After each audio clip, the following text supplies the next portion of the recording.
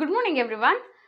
Children, after learning with a series and the parallel combination related problems, and when we're discussing about the complex problems, somewhere we find confusion in how to solve and which method we have to use. So, in order to make it easier, today we will discuss only the numericals upon complex combination. Children, let us recall what is complex combination. We have learned that a complex combination is a type of a combination in that both series and a parallel combination should exist, isn't it, children? So, for example, let us take here, this is what one resistor, and if this circuit contains two more resistor in this pattern, this pattern is called what, children? Here, arrangement of resistor parallel. We know because these two are down by down, so we can say that those two are what? Parallel combination.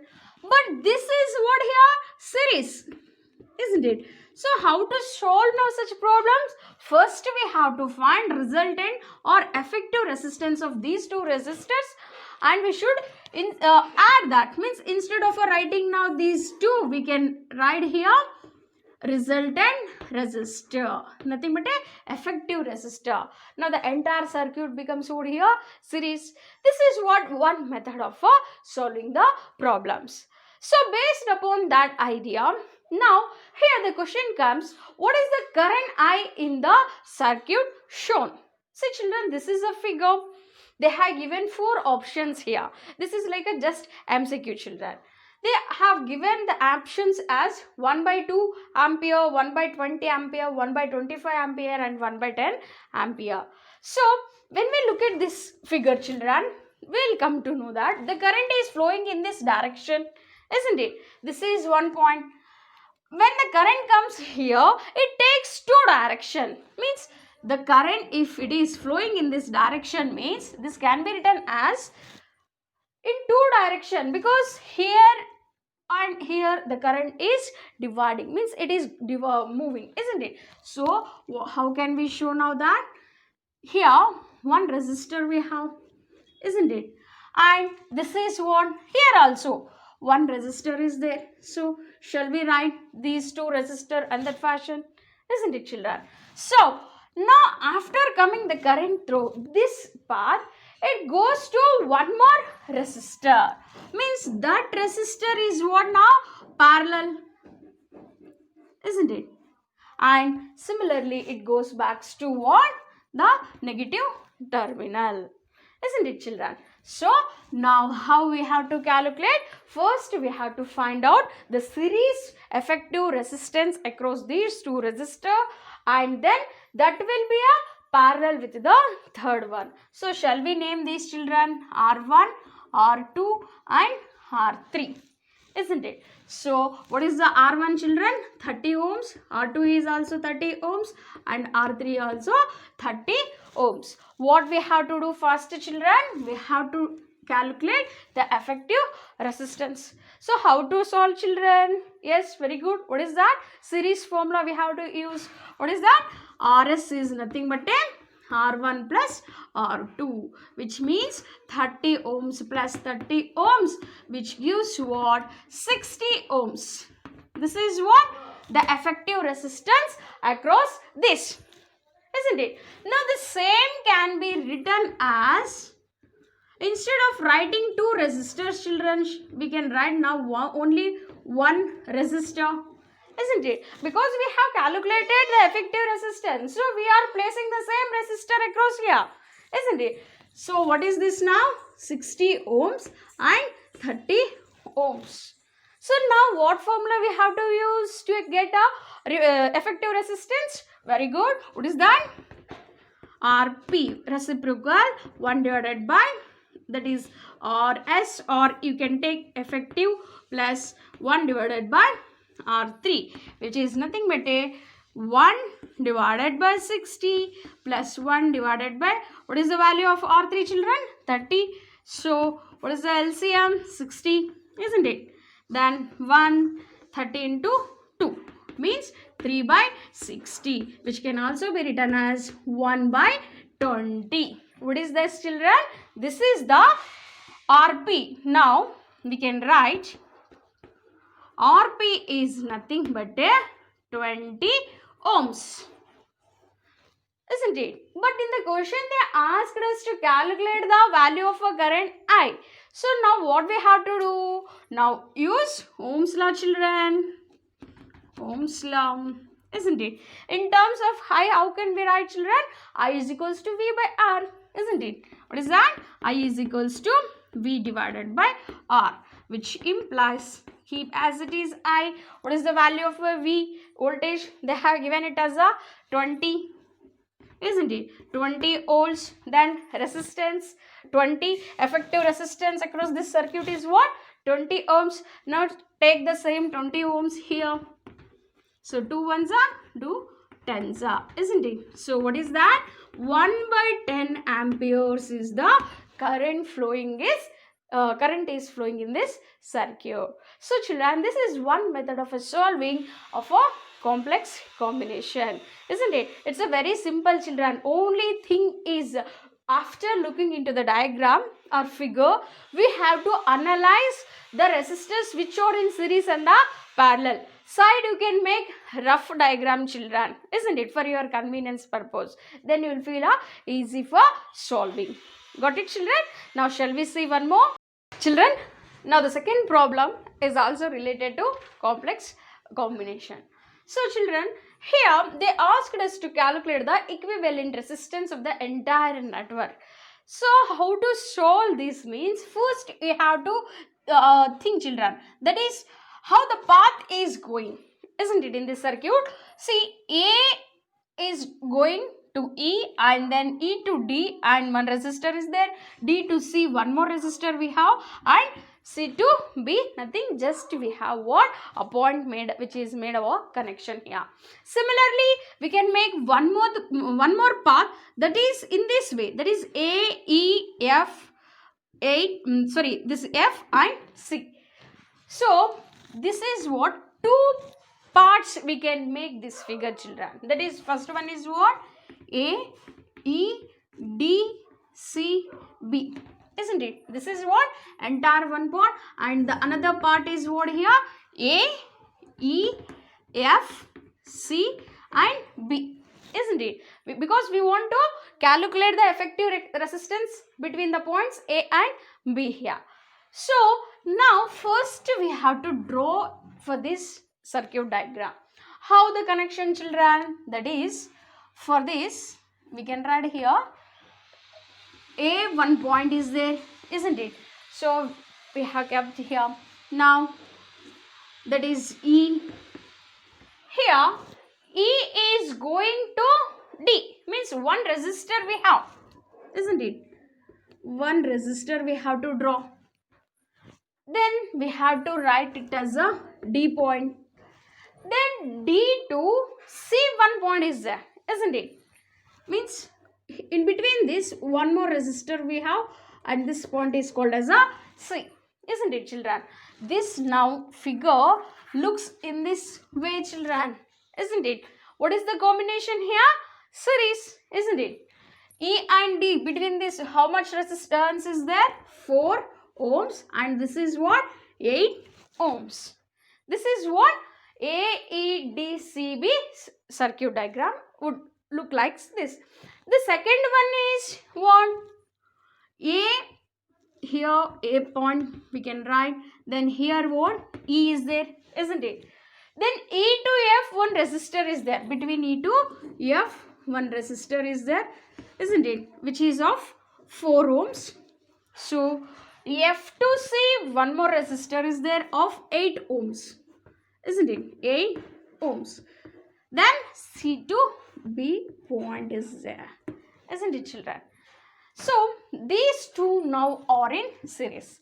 First we have to find effective resistance across this resistor, these two resistors, and similarly across this part.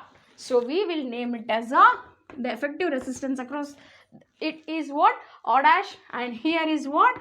R double dash, isn't it? First we will find that is what? R dash. It is of a type series, no? Directly we can use R1 plus R2 is equals to 4 ohms plus 8 ohms, nothing but 12 ohms, isn't it? R dash is what, children? 12 ohms. Similarly, when you calculate for this part, that is R double dash, directly I will write, children, because same formula, isn't it? It implies R double dash is nothing but a 12 ohms, isn't it? So instead of this, now if we redraw that is one resistor, if we connect, means it would look like this, and we will name it as a R dash, isn't it? And here we can write one effective resistance of this pattern, isn't it? And here this is what? The type A and B, and this is of what? In a parallel combination. So what we will get here? R dash and R double dash. So now use the parallel formula, that is RP is equals to 1 divided by R dash plus R double dash, implies 1 RP is nothing but a R dash is how much, children? 12 ohms. Similarly, R double dash is also 12, which is nothing but a 12 then 2. 2 ones are 2 6 are. So 1 divided by RP is equals to 1 by 6, which is nothing but a RP how much, children? 6 ohms. Got it, children? It's a very simple one. First you have to draw the roughly diagrams, what type of connections has given in that. So by doing that, you will get a easy method of solving the complex problems. Got it, children? Okay, let us look one more problem of the same complex combination, children. Comes here, we need to calculate the effective resistance between the points A and B in the first figure, and also what? Separately in the second figure. So children, when we look at the first figure, we'll come to know that here 2 points are there, A and B, isn't it? How many resistors are connected? 3 resistors, isn't it? Then how these 3 resistors are connected here? I mean in which form they are arranged, whether they are in a series or a parallel. See children, this wire, that is, for example, here what is there? A point is there, A to here what? One resistor connected, isn't it? Some dot is there here. Okay, now here to what? B, one more resistor is there, isn't it? We will name this as a B, isn't it? Then from B to A, one more resistor is there, isn't it? This is what? Overall 1 point, and here we will get one more resistor, isn't it? See children, here A to B one resistor, A to this dot one resistor, and this dot to here what? B one more resistor. It means that these 2 resistors are in a what? Series. Shall we write now these in this fashion? Isn't it? Now these 2 resistors are in parallel with the 3rd resistor, isn't it? So now what we have to do? We have to calculate effective resistance across this circuit, isn't it? So what is that connection, children? Series, isn't it?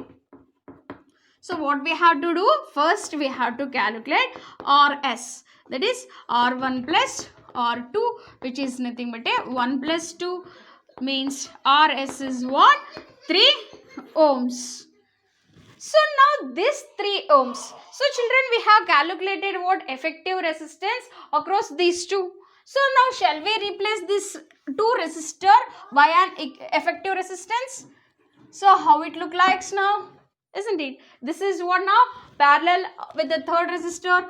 What we found, children? 3 ohms is the effective resistance of these 2. So now this 3 ohms is in parallel with the 3rd resistor. So let us use the formula for parallel RS plus R3, isn't it? 1 divided by 3 plus 1 divided by 1.5 can also be written as a 15 divided by 10. So this here what means, you can write, children, 1.5, which is nothing but a 15 by 10. This 10 if it goes to numerator means it will becomes 10, and downward at the denominator you will left with the 15. So what is the LCM, children? 15 is the LCM. 3 5s are 15, 1s are, isn't it? 5 plus 10, which is nothing but a 15 divided by 15 means 1s are, that is 1 divided by Rp, or Rp is nothing but a 1 ohms, means across the points A and B the total resistance or effective resistance is what, children? 1 ohms.